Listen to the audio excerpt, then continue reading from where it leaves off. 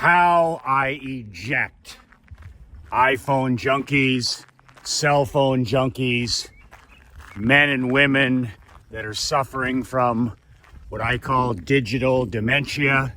Maybe they have TikTok brain, maybe they are addicted to scrolling their lives away, whatever it is. I eject these people, I curate them, I swift sword them, and I cut the rope with them as soon as I can out of my world, whether they're a family member, whether they're a employee, whether they're a student or a client.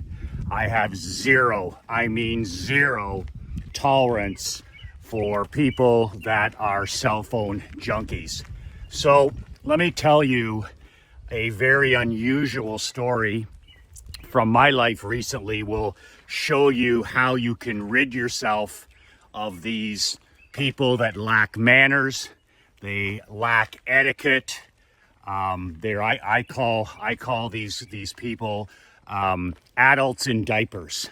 You know, you see them at restaurants, you see them, you see them at church, you see them at work, you see them driving their vehicle, and they're on their phone. And the message they're giving to everybody in their world, everybody in society, is that whatever's going on in their phone, which of course is not work, it's entertainment at best, is more important than being with their queen, being with their children, being with their teenagers, being mentally present. Could be lunch, could be breakfast, could be dinner. I mean, it's become an absolute addiction that we need to deal with. So you need to deal with it inside your home. I've dealt with it inside my home almost 20 years ago. I don't tolerate it in any of my companies. I didn't tolerate it when I coached junior hockey. I never tolerated it in my insurance brokerage or my barber shop business or my consulting business or any of it. So let me tell you an unusual story from yesterday that'll hammer home this idea that you don't have to tolerate it. Get this in your mind right now. Whatever you tolerate as king of your badass world, as the leader of your business, as the leader of your family, whatever you tolerate, you'll get more of that. So if you tolerate bad manners, bad etiquette from the people in your world, you're gonna get more of that. So when I saw this epidemic coming 20 years ago, when the plague of the iPhone back in 2007, 2008, 2009, I could see this coming a mile away, and I knew it was going to be an epidemic eventually. So what I did is I started bulletproofing my business and my personal life to prepare for what was coming. In other words, I raised my standards. I was not going to tolerate employees or friends or family or visitors to our home or vendors that were going to be iPhone junkies. I was going to demand, when I was paying people especially, that I was getting their 100% mental focus. I wasn't going to deal with goldfish. I wasn't going to deal with mosquitoes. I wasn't going to deal with people that were suffering from TikTok brain. And I was not going to pay people unless they were 100% mentally present, both being where their feet are, having both feet in today.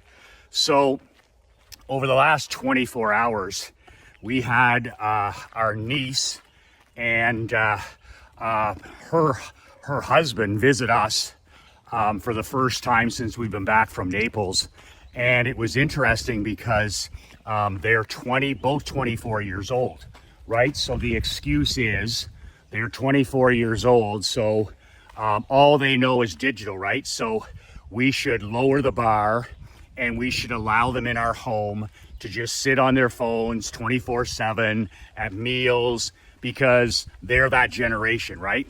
Well, that's not the way things operate in my world or my wife Krista's world. So it was amazing. We just spent the last 24 hours. They were here for my birthday weekend, for my birthday, celebrating my 57th birthday. And they were here for Father's Day. So they stayed over. So in total, they were here about 26 hours. In 26 hours, I never saw one cell phone.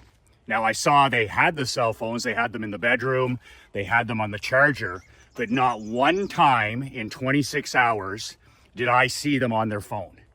And they're both 24 years old. They're both, you know, from that generation. And I'm sure that they're on their phones all the time.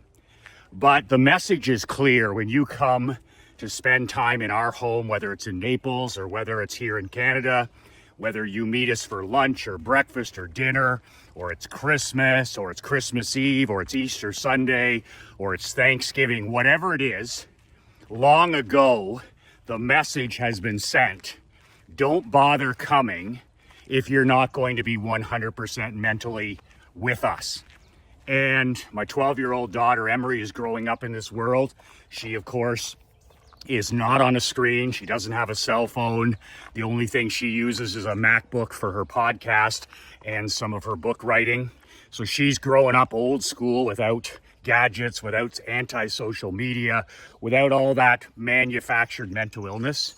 But it's interesting, yesterday we had a beautiful lunch for Father's Day, and we sat out by the lake and watched all the beautiful boats go by, and not one single person had a cell phone, not at the table, not put away in their pocket. And we just enjoyed an incredible barbecue lunch that my wife put on. And, you know, like Krista's dad was there. He's celebrating his 85th birthday, no cell phone. You know, family were there, all different age groups, right down to teenagers. And then, of course, my daughter, Emery. And we sat in and we enjoyed each other's company, and lots of visiting, lots of talking, lots of stories and laughter. Not one cell phone in 3 hours. And then after that, of course, Krista made a campfire down by the water later that night before the Stanley Cup final game. And we sat around the fire, we enjoyed some pizza, some wings, and once again, not a single cell phone in sight. Everybody 100% mentally present. And the day before, the Friday, my wife Krista said, "What would you like to do for your birthday?" I said, "I'd love to go to Bistro 54, which is a friend of mine. He owns this incredible bistro, Italian eatery in our community. I've been away for 5 months, so I said, I'd love to go to Bistro for dinner." So we did exactly that. And Krista and I and Emery were able to sit there with a couple of friends. And again, not a single cell phone in sight. Not turned over on the table, not somebody going to the bathroom to check it. Everybody mentally present for 2 hours. And these, by the way, are busy entrepreneurs. Like my allies, my foxhole friends, they're high performance people. Anybody that I spend time with, they're high performance people. These are not people that are not busy. They're busy. So normally, you know, they're on their phone a lot. They have a lot of demands on their time. But as high performance people, they have that discipline to shut it off. But it all comes down to you, whatever you tolerate in your world. Like if I tolerated people joining me for lunch and having their phone, or if I tolerated, you know, my daughter having a cell phone at age 5 or 6, if I tolerated, you know, any of this bad behavior, that's all it is. It's just horseshit, etiquette and manners. You see couples out there on a date night. What's the point of going on a date night with your queen when you're not mentally there? So I don't carry a cell phone. I use this broken iPhone 7 for videos like this. If I have to carry, I check my phone, which is only used as a phone and for texting, that's it. And I check my phone maybe 3 times a day. I don't have any anti-social media apps. I don't participate in any of that rat poison. My phone is a phone, and about 15 to 16 people on God's blue earth have my number. So I'm not receiving very many texts. I don't even use email for my phone. I don't have any applications, no ESPN, no nothing. So, I mean, I don't need to carry my phone unless my wife really, really needs me to carry it if there's something important on. But other than that, I just walk away. I walk around as a free man. That is the ultimate power move. But you know, you're the king of your family. You're the leader of your family with your queen, and you get whatever you tolerate. And what we get in this life, it's not our biggest dreams. You don't achieve your biggest dreams. It's not about what you think you can manifest or what you think you can dream up. We all come down to our lowest standard. So whatever your lowest standards are, that's what you get, and that's what you get more of. And, you know, when I was in the insurance business, I bought 23 lockers for 23 employees. This is going back a decade, because I said, fuck it. I'm sick and tired of grown adults making good money, calling themselves professionals, and they literally couldn't stay off their phones. We tried the willpower stuff. We tried treating them like adults. You know, put it in your briefcase, put it in your purse, put it in your drawer. Are you kidding me? These phones are designed to be so addictive that there's no chance that willpower can use. And our employees were on the phones all the time. You know, like people are, instead of working, they're shopping on Amazon, they're checking Facebook, you know, they're following the NFL draft on ESPN, anything and everything but working. So I got 23 lockers, and every morning, grown adults, professional people had to put their cell phone in the locker and lock it away until break and until lunch. Best decision I ever made as an entrepreneur. Our productivity literally increased by 200%. I'm lying. I don't know why I just lied. 300%. When we took away the gadgets, the toys, the cell phones, our productivity inside our business increased by 300%, because mentally we had our people back again. And I did the same thing in the barbershop. I had 4 barbers running our number one barbershop, and I took the phones away. I put in 5 lockers, and when the barbers came into work, I was buying their mental presence. There was no cell phones. They put them away because they're far too addicted not to use them. I'm not silly enough to think that they can actually be disciplined not to use these. And I'm telling you, our productivity was like 5x, and it was just incredible to watch. And then, of course, I bought 25 lockers for my championship amateur hockey team. We were having a hard time. We were always at the top of the league, but we could never win the championship my first 4 years of coaching. And then I said, you know, I'm going to give ourselves the most, I'm going to stack the deck in our favor. I'm going to give us an extra player on the field. I'm going to make it so that we're on a power play all the time mentally. So what did I do? I bought 25 steel lockers. I put them outside the locker room, and the rule was simple. The championship year, our rule was simple. When the players came in, they either left their phone in their car or their truck locked away, whether it was practice or games, or worst case scenario, they came in and they had to lock that away with their coat and jacket and all that stuff. So I had 23 athletes who were 100% mentally present in the weight room, in the video room, in meetings, in practice. And I can't tell you as a parent what a difference this made with teenage athletes age 17 to 21. These kids literally came alive during those 3 to 4 hours they were at the rink every day, because they were mentally present. There was no distractions. There was no anti-social media. There was no, you know, texting and emailing and all this other radioactive behavior. My guys actually got their work done and were happier without. So that's how I have ejected all of these cell phone people, tomato cans, punch drunk tomato cans, I call them, out of my world. I want nothing to do with a person who is going to have lunch with me and sit there on their phone. Or I have no tolerance for a father who's sitting there at night, and instead of investing time with his queen or going for a walk or talking to his kids or his teenagers, who sits there scrolling. You know, you're not fooling anybody. 97% of cell phone activity in 2025 is personal. It's personal. It's gambling, it's pornography, it's sports, it's anti-social media. It has nothing to do with business. So you're not fooling anybody, but you're sending a clear message to your queen, to your kids, to your grandkids, to anybody that you're there with, that whatever is in that phone is more important than them. And that is the opposite way a badass king leads his family. I mean, I don't touch my phone after 3 or 4 o'clock. So I'm present with my family. I'm present with my wife. I'm present with my daughter. And that's the message that I want to send as the leader of my family. So it's whatever you tolerate. If you continue to tolerate it, you'll get more of it. You know, we sit down every night at dinner, and there's, of course, no technology, no phones, no distractions. And we've been doing that our entire marriage and the entire time we've been parents. And we're there for each other. And then when it's time to work, it's time to work.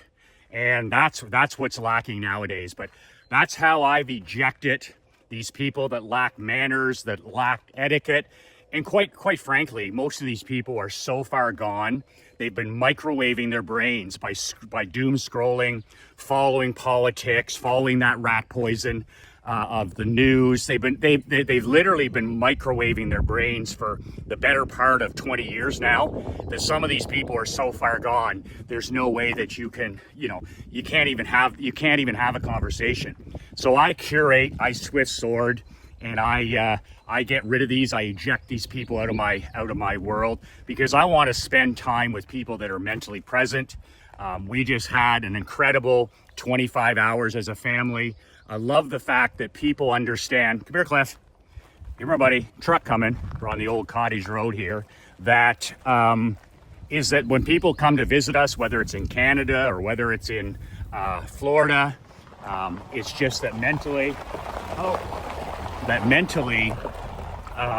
they're here with us, and we go out on the boat or we go play some pickleball or whatever.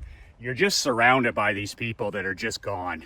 And I just love doing the exact opposite. It's the ultimate power move personally, right?